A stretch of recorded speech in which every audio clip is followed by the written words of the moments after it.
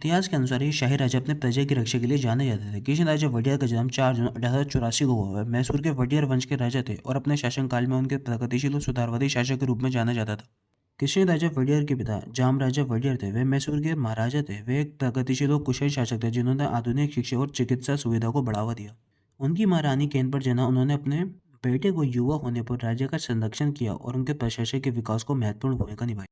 किशन राजा वडियर और रानी परमिला देवी की मुलाकात एक पारंपरिक शाही गठबंधन के तहत हुई थी। उस समय शाही परिवारों को विवाह आमतौर पर राजनीतिक और सामाजिक गठजोड़ के मजबूत करने के लिए उद्देश्य के लिए किया जाता था। उनका विवाह 6 मई 1900 को रानी परमिला देवी से हुआ, जो ओरछा के राजघराने से थी। ये एक पारंपरिक रूप से तय किया गया विवाह था, जिसमें दोनों राज्यों ने परिवारों की एक दूसरे के प्रतिष्ठा और सामाजिक स्थिति को ध्यान में रखते हुए संबंध तय किया था। शाही विवाह में अक्सर पहली मुलाकात औपचारिक वातावरण से होते थे, जहाँ परिवार द्वारा तय किए गए संबंध के बाद दूल्हा और दुल्हन एक दूसरे से मिलते थे, लेकिन समय के साथ उनके बीच गहरा प्रेम और सम्मान विकसित हुआ।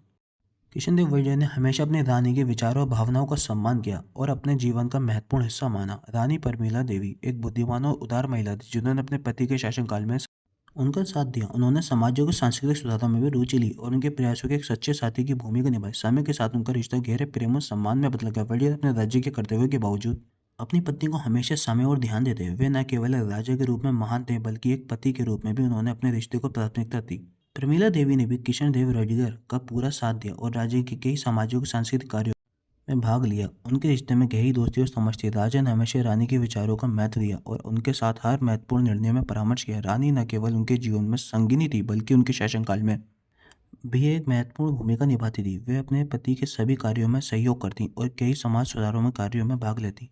राजा और रानी के बीच का यह संबंध केवल शारीरिक प्रेम नहीं, बल्कि आदर और साझेदार का भी एक खूबसूरत उदाहरण था।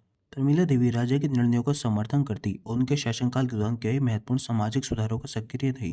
उनके बीच का संबंध केवल राजा और रानी का नहीं थी, बल्कि एक दूसरे के प्रति मित्र और साथी भी थे। उनका रिश्ता दिखाता है कि कैसे शाही दायित्वों का बीच भी एक दूसरे के प्रति गहरा प्रेम और सम्मान संभव था। एक दूसरे के साथ समय बिताते और एक दूसरे के विचारों को समझते। किशन राजा वड़िया ने अपने शासनकाल के दौरान युद्ध के बजाय शांति और समर्थन पर केंद्रित किया।